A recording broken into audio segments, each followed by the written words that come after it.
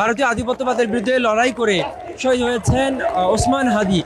সেই ওসমান হাদি হত্যার প্রতিবাদে কিন্তু আমরা দেখছি যে সেই হত্যার বিচারের দাবিতে এই মুহূর্তে শাহবাগে জড়ো হয়েছেন শতাধিক মানুষ এবং সারা দেশের জনগণকে শাহবাগে জড়ো হওয়ার আহ্বান জানিয়েছে ইনকিলাব মঞ্চ। জুমা নামাজের পরপরই তাদের অফিসিয়াল ফেসবুক পেজে এক পোস্টের মাধ্যমে তারা বাংলাদেশের জনগণকে এই শাহবাগে আসার আহ্বান জানিয়েছেন এবং এই মুহূর্তে কিন্তু আমরা দেখছি যে শাহবাগে জড়ো হচ্ছেন হাজার হাজার মানুষ। ইতিমধ্যেই তারা বিক্ষোভে বসে গেছেন এবং এই শাহবাগ চত্বর যেটি রয়েছে শাহবাগ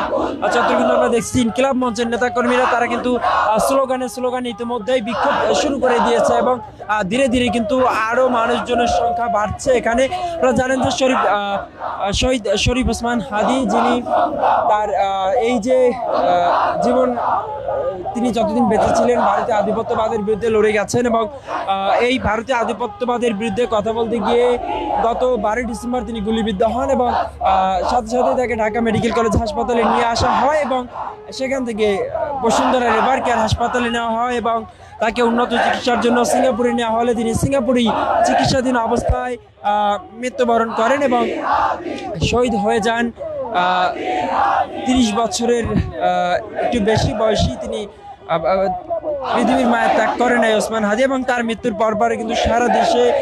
বিক্ষোভের যে একটা আওয়াজ উঠেছে এবং তার এই হত্যাকারীদের বিচারের দাবিতে যেই দাবিটি উঠেছে আসলে এখন পর্যন্ত কিন্তু এই বিচার কার্যক্রমের তেমন কিছু কিন্তু আমরা দেখতে পাইনি এবং এই মামলার যিনি প্রধান আসামি তিনি এখনো দেশে আছে নাকি দেশের বাইরে আছে সেই বিষয়টি নিয়েও কিন্তু ব্যাপক ধোঁয়াশা রয়েছে।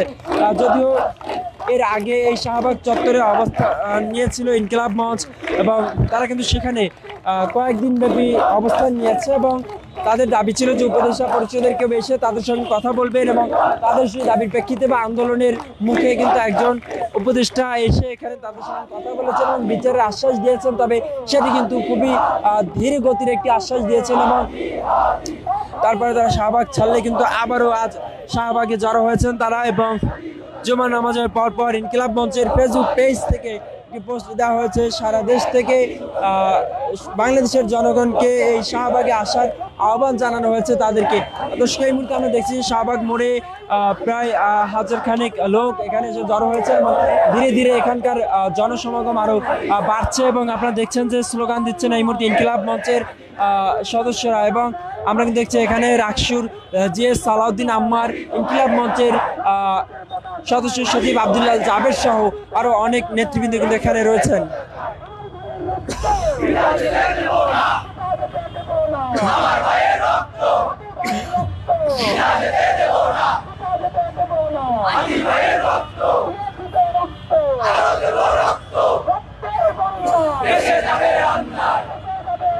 আপনারা দেখছেন যে নারী পুরুষ সবাই কিন্তু সমবেত হচ্ছে এই শাহবাগ মোড়ে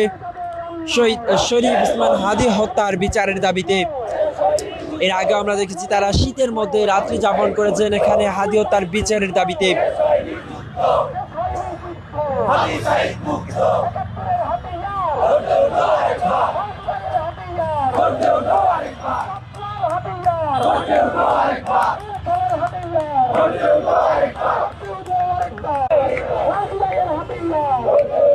শাহবাগ মোড়ে অবস্থান নিয়ে বিপ্লবী এই জনতা যারা রয়েছে তারা কিন্তু স্লোগান দিচ্ছেন, লাল জুলের রক্ত বৃথা যেতে দিব না, তুমি কে আমি কে, হাদি হাদি, তারপর হচ্ছে হাদি হত্যার বিচার চাই সহ আরো বিভিন্ন ধরনের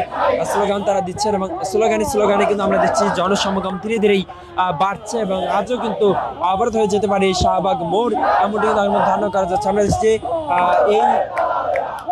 সায়েন্স ল্যাব থেকে পল্টনগামী যে সড়কটি রয়েছে সেখানে কিন্তু গাড়িগুলো ইতিমধ্যেই ঘুরে যাচ্ছে এবং শাহবাগ মোড়ে কিন্তু আরো বাড়ছে এই হাদি হত্যার বিচার চেয়ে অবস্থান করা সেই জনগণের সংখ্যা। এই বিক্ষোভের নেতৃত্ব দিচ্ছে ইনকিলাব মঞ্চ। আমরা দেখছি ইনকিলাব মঞ্চের বিভিন্ন সদস্যরা তারা এখানে রয়েছেন এবং দায়িত্বশীল যারা রয়েছে। কিছুক্ষণ আগে আপনাদেরকে যেমনটি বলছিলাম যে ইনকিলাব মঞ্চের অফিসিয়াল ফেসবুক পেজ থেকে শাহবাগে জড়ো হওয়ার আহ্বান জানিয়েছে তারা এবং তাদের আহ্বানের পরপরই কিন্তু আমরা দেখছি যে এখানে লোক সমাগম বাড়ছে এবং এমনি দেখছেন যে আপনারা হাদি হত্যার বিচারের যে কিন্তু তারা এখানে অবস্থান করবেন এবং সেজন্য কিন্তু তারা হাত জাগিয়েছেন এবং হাদি প্রেমী যারা রয়েছেন তারা কিন্তু এখানে লাগাতার অবস্থান করেছেন এবং তাদের যে কর্মসূচি সেটি কিন্তু তারা চালিয়ে গিয়েছেন।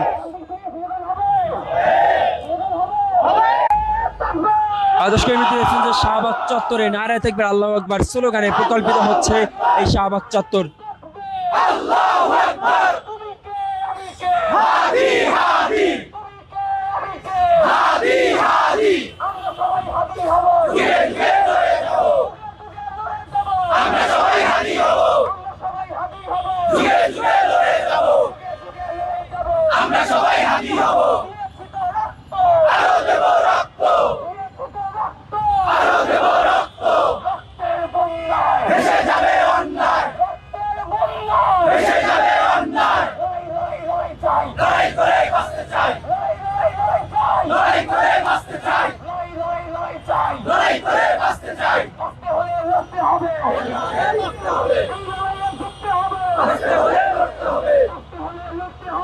স্লোগানে স্লোগানে প্রকল্পিত হচ্ছে শাহবাগ মোড় এবং ইনকিলাব মঞ্চের আহ্বানে জড়ো হচ্ছে হাজার